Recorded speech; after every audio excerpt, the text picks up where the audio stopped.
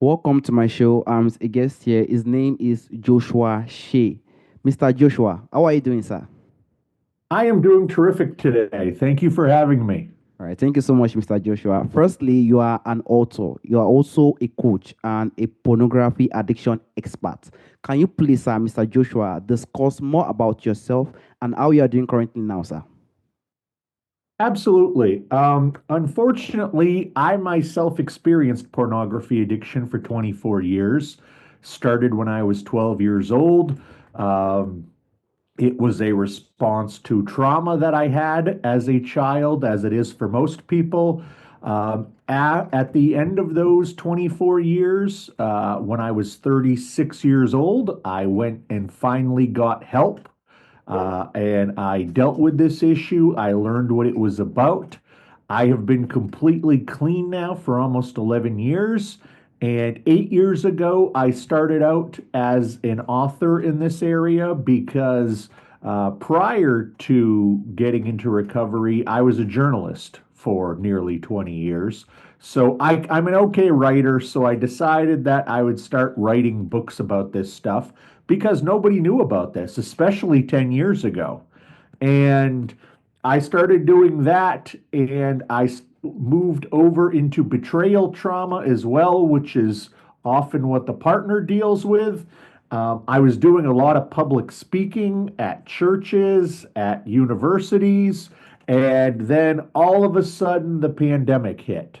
Mhm. And I couldn't go out and make money speaking. If I wanted to stay in this area helping people, I had to figure out a different way to make money.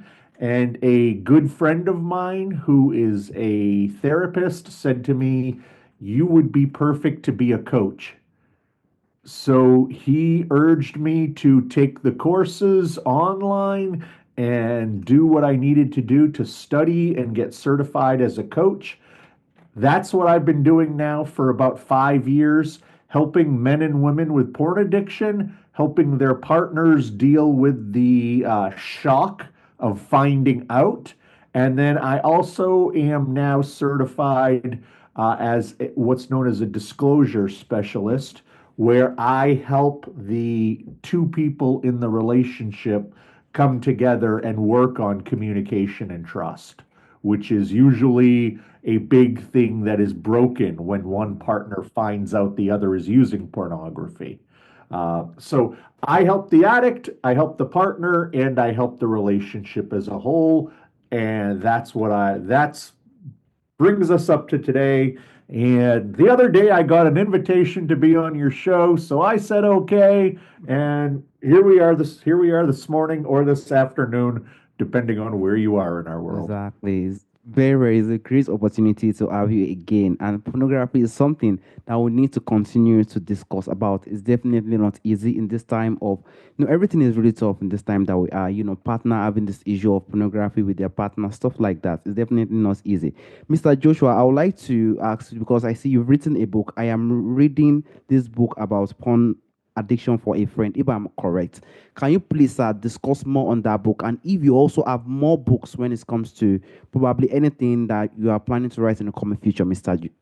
Joshua. Yeah, absolutely. Like you said, my latest book, which is now about 3 years old, I can't believe it's already that old, is called I'm reading this book about porn addiction for a friend, kind of a joke title. And this book takes what I tried to do was I tried to take my first session that I have with people when they show up and I ask their questions and we figure out what's going on. I tried to recreate that in book form.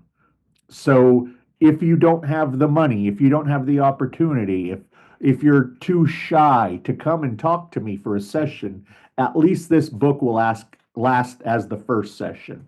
Other books that I've written, my first book I wrote was really just my journey. And then I wrote a book about betrayal trauma, which has been my bestseller. That's called He's a Porn Addict Now What? And then I also wrote a third book during the pandemic because online pornography exploded during the pandemic. In 3 or 4 months of the pandemic at the beginning, it was probably equal to 3 or 4 years of what would have happened on online porn in normal time. It put a rocket on it because everybody was stuck at home by themselves. What are they going to do? So the online porn industry absolutely flourished. As far as future projects, I'm working on two right now. As far as books go, one is a workbook for men and women who are addicts that want to stop the behavior. And it's about a 6 week, I don't want to say course, but it's a 6 week program where you ramp down your pornography use over 6 weeks. Working on that right now, hoping that will be out by mid 2025. And I'm also working on a new traditional book. I don't have a title for that yet, but what I'm focusing on are the 11 symptoms of pornography addiction, running through each one, sharing stories from my clients, how that's affected, sharing statistics, sharing little tips on how to deal with those individual symptoms. And I hope that one will be out by the end of 2025. We'll definitely be expecting this, Mr. Joshua. It's going to be really, really massive in this time that we are. And for those who do not personally know what pornography addiction, some people will be really confused. They know pornography really happens, but when it comes to addiction, some people might not know the real definition. Can you please, Mr. Joshua, discuss what you think pornography addiction is and how you personally think it also differ from casual usage, Mr. Joshua? Yes, absolutely. Um, Well, let's first just look at addiction as a whole, because really, addiction is addiction, whether it is pornography or gambling or cigarettes or alcohol. It all addiction is the same because what addiction does, it changes your brain's chemistry to make you want that thing because it releases chemicals that makes you feel really good when you do that. Far better than the average person feels when they use. So that's the difference between addiction and just regular use. You are actually having a chemical reaction in your brain. Part of that chemical reaction is your brain telling you to be using this stuff all the time. And it's very difficult to go against what your brain says because that's the programming that you have. Now, addiction versus not being addicted, when you have addiction, it really is that you are engaged in a behavior that you understand is going to end poorly. You understand it is going to have bad repercussions, but you still can't stay away from it. That's addiction in a nutshell. You know it's a bad thing. You know bad things are going to happen to you, but you still do it because you can't stop. Ah, boy, that's really, really, really massive. Someone just has to go back again and again. It's a very, very big addiction. It's a very, very huge one. And there will also be type of some personal, probably guilt or probably shame if those people who are personally addicted to pornography actually face situations like that. Do you think there are personal, patterns of shame or guilt for those who are struggling with addiction, Mr. Joshua? Shame and guilt are huge because we are raised throughout this. I don't care where you're raised on earth. I don't care what religion you're raised in. I don't care what color you are. I don't care what your politics are. But we all seem to know that pornography and looking at naked people and touching yourself, maybe it's not wrong, but it's something you certainly don't talk about. And it gives a lot of people, there's a taboo behind it. And it makes most people feel bad about themselves. It feels good for a few minutes, but then afterwards, people get these feelings of shame, of embarrassment, of feeling like a loser. And that's a lot of the problem that I deal with is that so many people with pornography addiction won't talk about it because they're ashamed. They don't want you to know that they do this. So, one of the big things I have to do as a coach is right in the first session, I have to let people know no shame, no embarrassment. I was a porn addict for 24 years. How can I embarrass you? How can I shame you? Everything you have seen, I have seen too. But we can also recover. We can also recover. I am proof that we can recover, and I can be your guide to recovery. But you can feel shame about this, but don't feel shame talking to me about it because I've been there. I'm totally open with it, and I what I create for the addict is a safe place to talk about this. And most people who are pornography addicts, who feel shame, who feel like they can't talk to anybody, keep it very secret. And that's not healthy. So just simply talking about it is a great way to start to heal the pain, start to heal the shame and embarrassment. Um, because it doesn't mean you're a pervert. It doesn't mean you're a bad person. It doesn't mean that, your parents didn't care or you grew up in a bad place. All it means is that you're sick. You have a brain disease. Addiction is a disease because it changes the chemistry of your brain. And once you understand it's a disease, once you understand you don't need to feel shame, you can really go to work and fix things. Hmm, exactly. I completely agree with you. It's definitely not easy when someone is addicted with pornography. It's a very, very tough journey. And I would like to also dive to the point of sleep patterns and energy levels. I do not know, but I do remember during my own time, I think 3 years ago, I know I discussed with you, I think last year, I never told you that I was also one kind of pornography addicted after the death of my mother.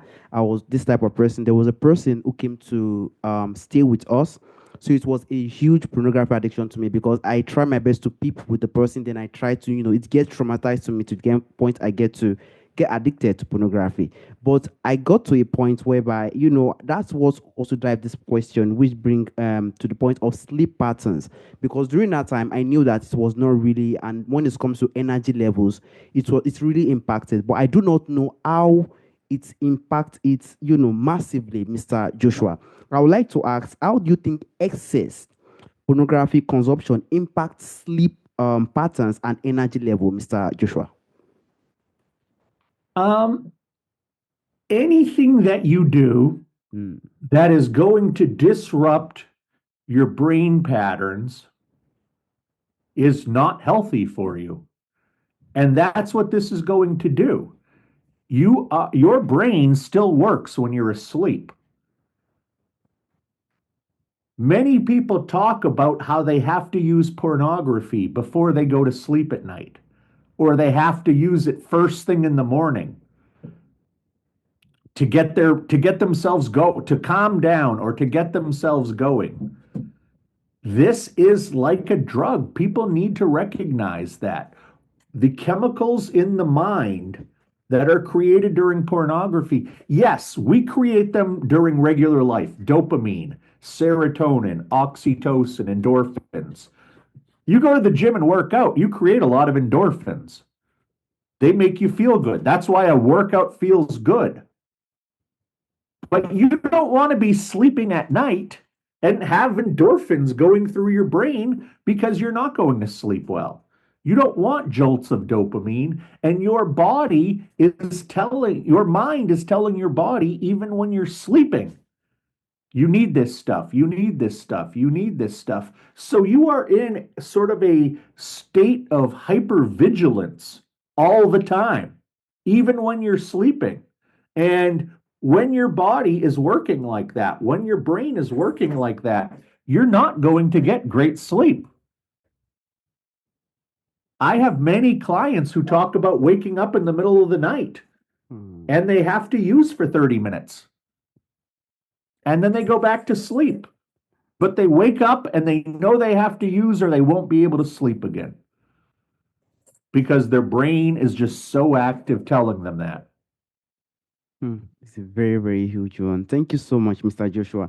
And I would like to dive to the point of stress. A lot of people go back to pornography addiction due to a lot of stress, a lot of pressures in them, and most especially loneliness. Loneliness also play a huge role when it comes to pornography addiction. I would like to ask if there are any alternative, for someone who are into this stress or loneliness.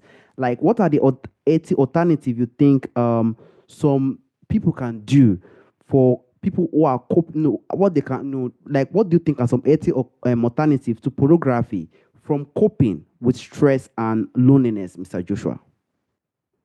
Well, you can, like I just mentioned, you can create those chemicals in natural ways. We're supposed to have dopamine. We're supposed to have serotonin. We're supposed to have these, just not in the amounts we create. So, just simple things like working out, simple things like doing enjoyable activities with other people.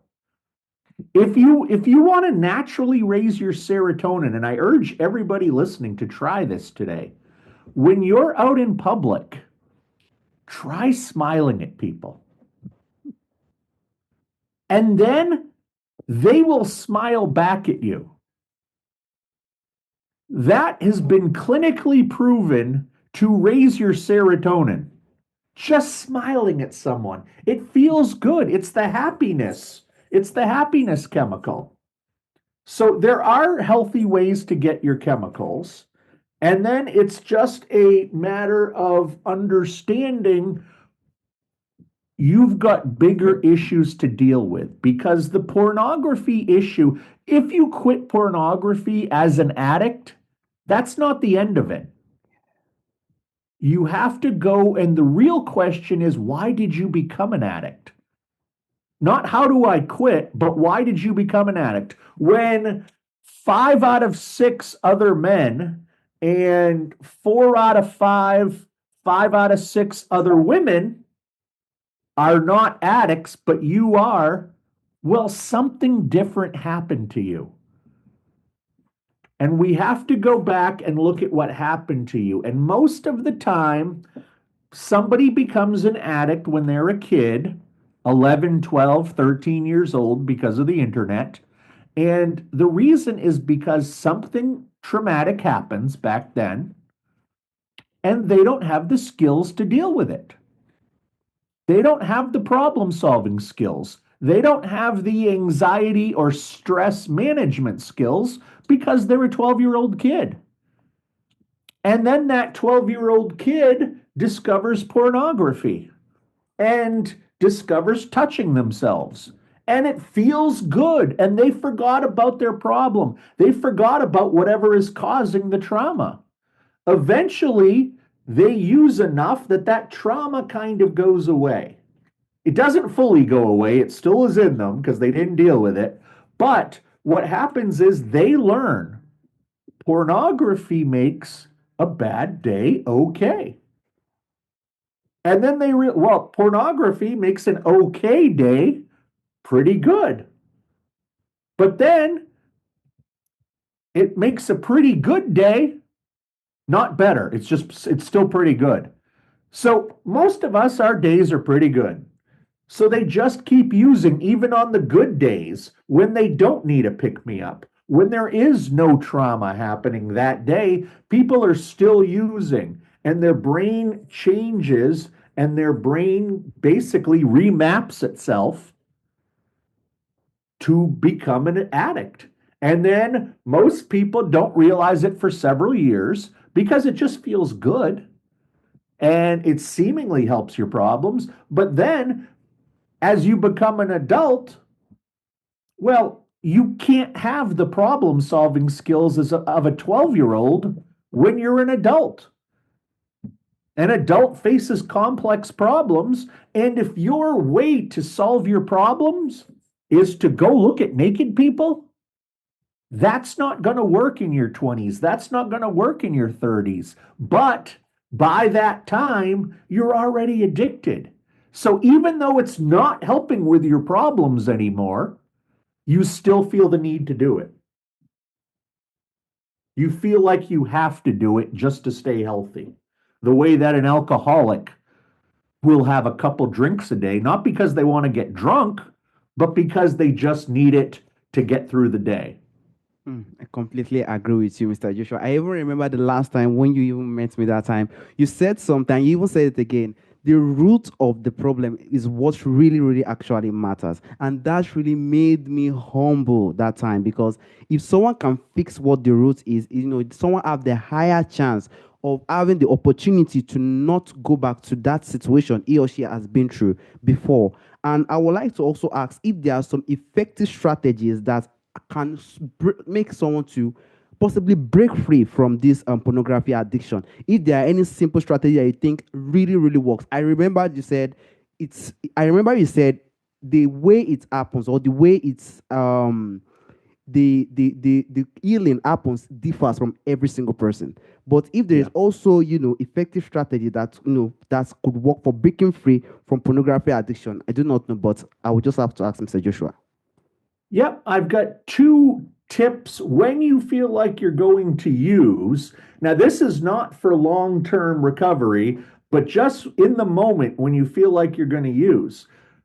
First thing is to go and be around people. When you feel that urge, when you feel like you're going to use, when you feel like I need this, go be around people, either in your house or outside, go be around people. Because if you're around people, odds are you're not going to look, and odds are you're not going to touch yourself. So just by being around people, that's a way to stop. The second thing to do if you want to stop is to record your urges. Whether you use or not, record your urges. Do this for a week. Maybe you have 5 urges a day. Maybe you have 10 urges a day. But if you write down the time of that urge, the place where you felt that urge, and how you were feeling for 10, 15 minutes before that urge, you write this down every time for a week. You can go through all this is great data. You can then see patterns that maybe you didn't know. Oh, wow, I use every Saturday morning. I never realized that. Oh, wow, I use every Monday afternoon. That's my kitten. I've actually got 3 kittens running around the room with me. Um, I foster them for the local shelter. And what you need to be able to do is to spot those patterns. Oh, wow, after a bad day at school, after a bad day at work, I always use. Or I use more on the weekends than I use during the week. Why is that? Oh, because I've got nothing to do. So if you get this data about your behavior, you create this data, you can then see the patterns that maybe you don't know are there. Once you know those patterns exist, you can start to change them. Once you start changing those patterns, you can really start doing the hard work. But yeah, just at first, I'd urge people to create a journal, create a list of when you get the urges and triggers. And then also, when you get that urge or trigger and you're by yourself, go be around somebody else. Go be around somebody else. The world has 9 billion people in it. You can find someone. Exactly. I completely agree with you, Mr. Joshua. It's definitely not easy. Pornography addiction is something that was really, really tough. I remember during that time, it was really, really tough for me. I have to just continue to go back there again and again and again and again. It got to a point I was unable to control it, but I really, really continue to, it's just make me humble that I've recovered really, really well. But even recovering, doesn't mean that I could not go back there again.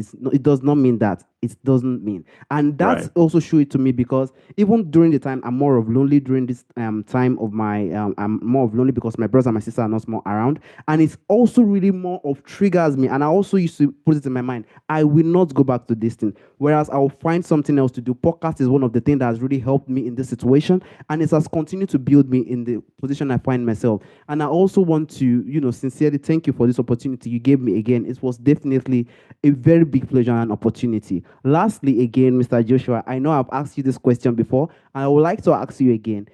From our forefathers and from our elders who have passed on to the next place on earth, there are a lot of things that do exist during that time, and it is missing in our time today.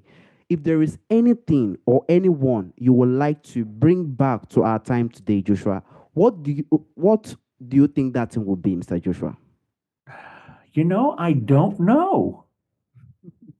I don't know how. That's why I want to know my old answer. I want to go back and listen to the old show. I really don't know, to be honest with you. I think that I might. Oh, there's another kitty. I might. That's the mom of the kitties that Right. I'm fostering. Okay. I don't know. That's going to be my answer. I don't know this time. Mm. I just try. Here's what I do in life to determine my a lot of my answers. Yes. What is the healthy choice? What is the healthiest choice in every situation? What am I going to eat? What am I going to drink? What am I going to engage on TV? Who am I going to surround myself with? And